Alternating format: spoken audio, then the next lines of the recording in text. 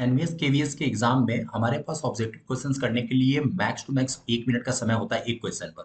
लेकिन अगर इस तरह के सवाल अगर हमारे सामने आ जाए और सवाल में बोले कि टाइम पीरियड बताओ क्या होगा, तो ऐसे सवालों को करने में अगर हम लोग ढंग से करें, अच्छे से हमें आता भी क्यों ना हो, तो भी हम लोग 5-6 मिनट का समय ले लेंगे। इतना टाइम होता नहीं है। तो मैं आपको एक बहुत ही खतरनाक सी ट्रिक सिखाने जा रहा हूँ। उस ट्रिक से आप कितने भी बड़े क्वेश्चन क्यों ना हो, बहुत आराम से आप टाइम पीरियड निकाल सकते हो। ठीक है। उसके पहले मैं आपको कुछ बातें बताता हूँ, और ये बातों को आप याद रखिए कि किन स्टेप्स को फॉलो करना है और आपका काम हो जाएगा। देखिए, हर एक स्प्रिंग का के आपको पहले से पता होगा। ठीक है। हमें क्या निकालना है? हमें निकालना है टाइम पीरियड। हम 4 स्टेप को फॉलो करेंगे। स्टेप नंबर 1, सबसे पहले हम स्प्रिंग को टेंशन प्रोवाइड करेंगे। स्प्रिंग को क्या प्रोवाइड करना है आपको? Tension force. तो पूरे बॉडी में ही टेंशन फोर्स प्रोवाइड कर दो। ओके।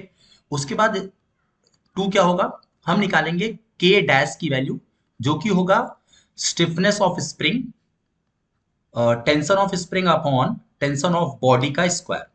फिर स्टेप नंबर थ्री होता है 1/k equivalent is equal to 1/k। अगर ये मान लो एक से ज्यादा स्प्रिंग है, तो के dash plus 1/k double dash plus 1/k triple dash, इस तरीके से। अगर एक से ज्यादा स्प्रिंग है तो, अगर एक स्प्रिंग है तो बस एक ही बार। ठीक है। और जितनी बार होगा उतनी बार हम निकालेंगे ये क्या, के जो स्प्रिंग का है, tension on spring upon tension on body का स्क्वायर। ठीक है। और फिर आएंगे हम फोर्थ स्टेप पर, जिसमें हम लिख सकते हैं T is equal 2 pi root over m upon K equal. बस इतना सॉल्व कर लो, तुम्हारा काम हो जाएगा। इसमें एक छोटी सी बात और, अगर सिर्फ सिंगल स्प्रिंग है तो आप थर्ड स्टेप को इग्नोर कर सकते हो, अगर सिंगल स्प्रिंग है तो। अगर एक से ज्यादा स्प्रिंग है तो थर्ड स्टेप आपको लगाना पड़ेगा। अगर मैं इसकी बात करूं, इसी की बात करो, तो इसमें बॉडी पर टेंशन कितना, मान लो टी, स्प्रिंग पे भी टेंशन कितना, टी। तो हम अपने इस मेथड को जाएं, तो हमारा मेथड क्या कहता है, के डैश इज इक्वल टू क्या हो जाएगा, स्प्रिंग का के, tension on spring T, tension on body T, इसका स्क्वायर, तो ये हो गया के। सीधा स्टेप 4 पे आते हैं, तो T is equal 2 pi root over m upon K, यही हमारा आंसर है।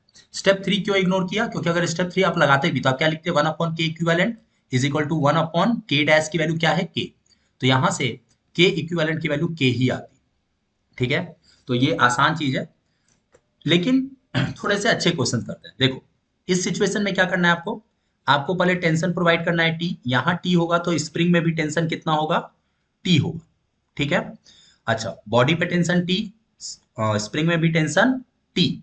तो हम लोग क्या लिखेंगे, स्टेप पहला हो गया, टेंशन प्रोवाइड कर दिया। स्टेप दूसरा में हमें पता है के डैश निकालना है हमें, क्या होगा के, इसका के आप कंसीडर करके चलो, ये हर क्वेश्चन में गिवन होगा के। Tension on spring T, tension on body T, इसका स्क्वायर, तो ये बन गया के।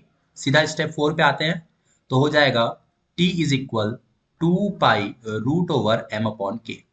है ना आसान? नेक्स्ट, इसमें देखो, सेम क्वेश्चन है एकदम, बस अब फर्क क्या है, बॉडी स्ट्रिंग के साथ अटैच है, लेकिन कोई फर्क नहीं पड़ेगा, इधर भी टी, तो इधर भी टेंशन क्या होगा, टी।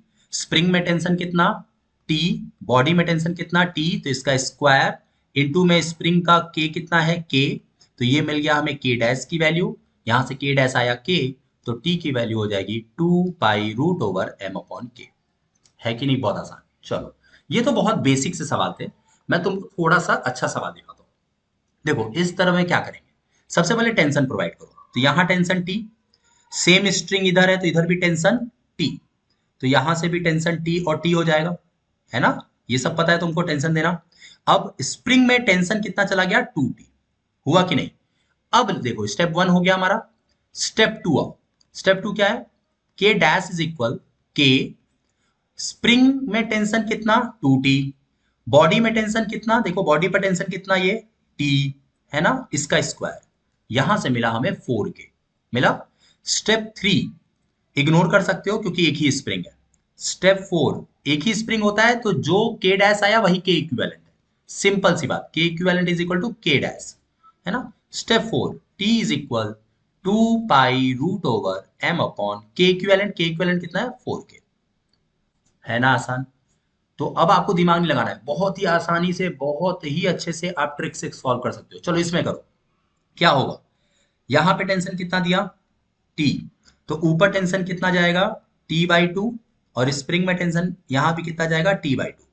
ठीक है, तो K डैश इज इक्वल होता है K, स्प्रिंग का टेंशन T/2, बॉडी का टेंशन T इसका स्क्वायर, तो ये बन गया K/4, है कि नहीं।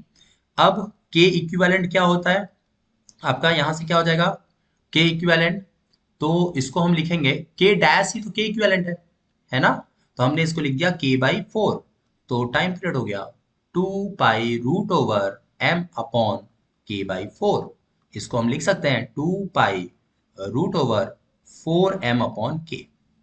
समझा, आसान है। नेक्स्ट टॉप देखो, बढ़िया सवाल।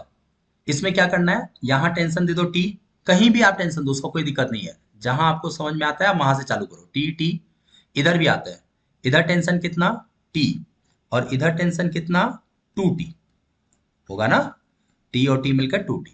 बॉडी पे टेंशन आया T।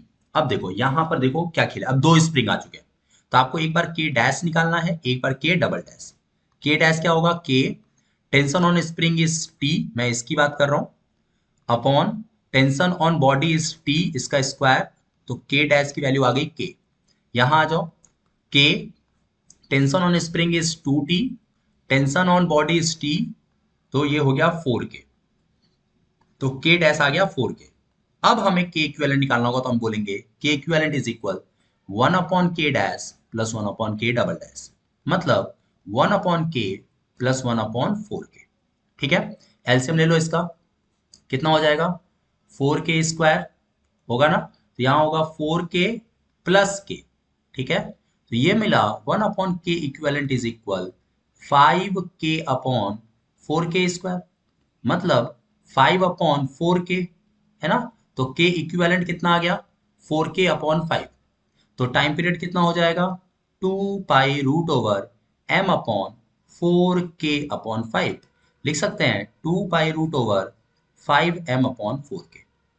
ये ट्रिक समझ में आ रही है, बहुत शानदार सी ट्रिक है। अगर इस टाइप के ट्रिक को अच्छे से प्रैक्टिस कर लो तो बहुत सारे सवाल आप मिनटों में सॉल्व कर सकते हो। चलो फटाफट सॉल्व करते हैं। टेंशन दिया T बॉडी पर, तो यहां भी T, यहां भी T, दोनों मिलकर यहां मिल गए 2T, तो ये भी 2T और ये वाला भी 2T, यहां हो गया 4T मिलकर, यहां भी 4T और यहां भी 4T। मान लेते हैं सबका जो स्टिफनेस था वो K गिवन था ऑलरेडी, तो सबसे पहले हम K डैश निकालेंगे। चलो नीचे वाले का निकालते हैं। K tension on spring is, tension on spring कितना हुआ इसका T, tension on body is T, तो यहां से हो गया K, तो K डैश की वैल्यू K आ गई। अब हम लोग निकालते हैं K डबल डैश, तो K tension on spring is 2T, tension on body is T, तो स्क्वायर, तो K डबल डैश की वैल्यू आ गई 4K। अब निकालो K triple dash, K tension on spring is 4T, tension on body is T square, तो हो गया 16K हुआ ना। अब 1/K equivalent is equal 1/K dash plus 1/K double dash plus 1/K triple dash. Solve करो, जल्दी जल्दी solve करते हैं। ठीक है, क्या हो जाएगा ये 1/K plus 1/4K plus 1/16K। ठीक है, एलसीएम ले लो, कितना हो जाएगा 1/K बाहर कर देते हैं। देखो अब सॉल्व करने का थोड़ा सा ना तरीका सीखो। 16 एलसीएम है, तो यहाँ होगा 6, यहाँ होगा 4, यहाँ होगा 1। ओके, 16 प्लस 4 प्लस 1, हाँ सही है, तो 21/16, 21/16K, है ना, तो K इक्विवेलेंट कितना होगा 16K/21, तो टाइम पीरियड कितना होगा 2π√m/16K/21, ऊपर चला जाएगा। ये हमारा आंसर है ना, बहुत आसान। तो देखो कैसा भी कॉम्बिनेशन हो, किसी भी तरह का कॉम्बिनेशन हो, क्या रूल याद रखना है, एक बार वापस से मैं रिपीट कर रहा हूँ रूल। हमें पहले सारे बॉडीज, सब सारे स्प्रिंग पर टेंशन देना है, जितनी भी स्प्रिंग्स हैं सबका K dash, K double dash, K triple dash ऐसे निकालते जाओ, जिसमें से ये वाला K बेटा उसका खुद का स्टिफनेस है। अब हो सकता है न्यूमेरिकल फॉर्म में दिया हो, जैसे इस K की वैल्यू आपको 100 दे सकता है, 100 न्यूटन पर मीटर, है ना। बॉडी का मास दे सकता है जैसे 5 किलो, तो 5 किलो है तो 50 न्यूटन का फोर्स नीचे लग रहा है, तो टेंशन की वैल्यू हो गई 50। ठीक है, टेंशन ऑन द बॉडी क्या लग गया है 50। इसी तरीके से टेंशन स्प्लिट होता जाएगा, तो आप ट्रिक लगा लो यहाँ पे। फिर अगर एक से ज्यादा है आपके पास स्प्रिंग, तो आपको उनको कंबाइन करके ऐसे के इक्विवेलेंट निकालना है। तो के इक्विवेलेंट आ गया, बस फॉर्मूले में पुट कर दो। बहुत ही शानदार है।